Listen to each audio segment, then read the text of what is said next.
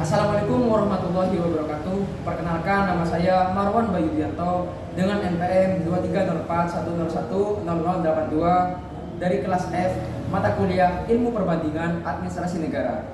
Di sini saya akan menjelaskan mengenai perbandingan pelaksanaan birokrasi di negara Indonesia dengan pelaksanaan birokrasi di negara Jepang.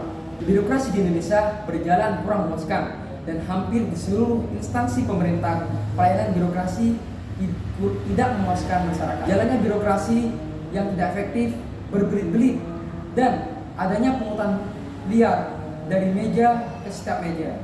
Birokrasi dikaitkan dengan adanya tindakan nepotisme berbau korupsi dan korupsi. Masyarakat pun merasa hal yang buruk dalam hal pelayanan, dari pelayanan terbesar hingga pelayanan terkecil. Calo selalu ada di mana-mana dengan tujuan untuk mempermudah dan memperlancar proses pengurusan surat maupun dokumen yang diperlukan oleh masyarakat. Ramlan Surbakti mengatakan bahwa fenomena birokrasi Indonesia dinyatakan dengan kewenangan terbesar dimiliki oleh birokrat, sehingga semua aspek kehidupan yang ada di Indonesia dikuasai oleh birokrasi.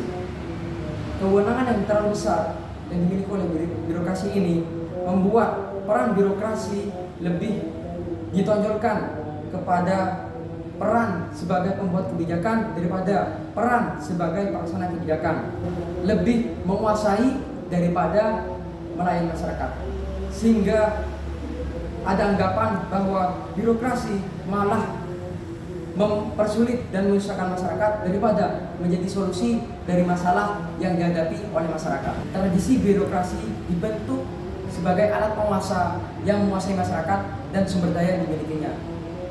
Dan birokrasi lebih dianggap sebagai pamrih peraja daripada pamong peraja. Bahkan telah terjadinya politisasi birokrasi di Indonesia. Yang kedua, pelaksanaan birokrasi di negara Jepang. Birokrasi di negara Jepang berjalan memuaskan dan pelayanannya memuaskan masyarakat.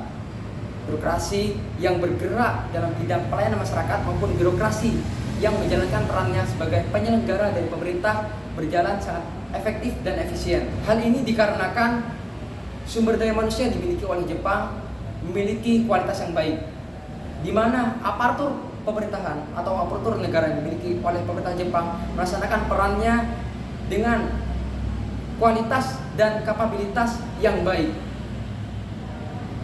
Nilai atau prestis pekerjaan sebagai aparatur negara di negara Jepang oleh masyarakat dipandang sebagai pekerjaan yang memiliki prestis yang tinggi, sehingga banyak mahasiswa lulusan universitas terkenal di negara Jepang, baik itu Universitas Tokyo maupun Universitas Kyoto, memilih untuk mengikuti seleksi tersebut untuk nantinya menjadi aparatur negara di negara Jepang. Selain itu, sebagian besar masyarakat di Jepang telah menyadari perannya sebagai abdi negara untuk melaksanakan tugasnya secara profesional, terutama dalam pelayanan masyarakat. Birokrasi di Jepang pun tidak hanya sebatas dalam penyediaan sarana maupun prasarana. Dari sisi administratif pun dilaksanakan secara profesional dan memadai. Untuk pengurusan surat maupun dokumen yang diperlukan oleh masyarakat pun kepada pemerintah tidak perlu khawatir akan adanya pungutan liar maupun penambahan uang administrasi tambahan agar surat dan dokumen bisa didapatkan dengan lebih cepat maupun lebih mudah. Yang ketiga, perbandingan pelayanan birokrasi di negara Indonesia dengan pelayanan birokrasi di negara Jepang. Pelayanan birokrasi di negara Indonesia dan pelayanan birokrasi di negara Jepang dapat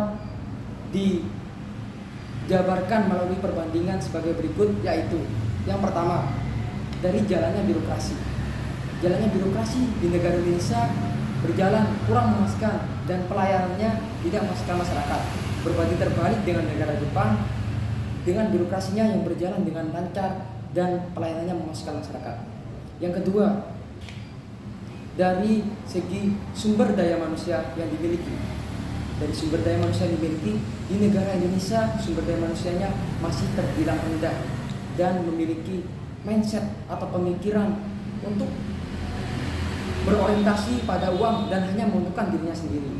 Sedangkan di negara Jepang, kualitas sumber daya manusianya sangat baik dan memiliki mindset dan pemikiran untuk bekerja secara profesional dan melayani masyarakat dengan baik. Yang ketiga, dari segi pelayanan birokrasi. Di negara Indonesia, pelayanan birokrasi berjalan tidak efektif dan berbelit. Bahkan adanya pungutan liar dari meja ke meja. Sedangkan di negara Jepang, pelayanan birokrasi berjalan dengan efektif dan efisien dan tidak adanya pungutan dari meja ke meja. Yang keempat adalah keinginan menjadi aparatur negara. Di negara Indonesia, profesi atau keinginan aparatur negara dinilai sebagai profesi yang biasa saja. Bahkan tidak banyak orang yang ingin untuk menjadi aparatur negara dan bahkan lebih memilih untuk bekerja di swasta. Sedangkan di negara Jepang, prestis maupun nilai menjadi aparatur negara oleh masyarakat dipandang sebagai pekerjaan yang memiliki prestis dan nilai yang tinggi, sehingga banyak orang di Jepang mendaftarkan diri menjadi aparatur negara. Yang kelima dan yang terakhir yaitu tradisi birokrasi. Di negara Indonesia, tradisi birokrasi dijadikan sebagai sebuah alat untuk menguasai segala sesuatu yang ada, yang dimiliki oleh masyarakat dan sumber daya yang ada di lingkungan sekitar. Sedangkan di negara Jepang, birokrasi dilaksanakan dengan secara profesional dan melayani masyarakat secara berkualitas. Sekian pemaparan yang dapat saya sampaikan mengenai perbandingan pelaksanaan birokrasi di negara Indonesia dengan pelaksanaan birokrasi di negara Jepang. Mohon maaf apabila terjadi kekurangan dan salah dalam pengucapan, mohon dimaafkan. Sekian dari saya. Wassalamualaikum warahmatullahi wabarakatuh.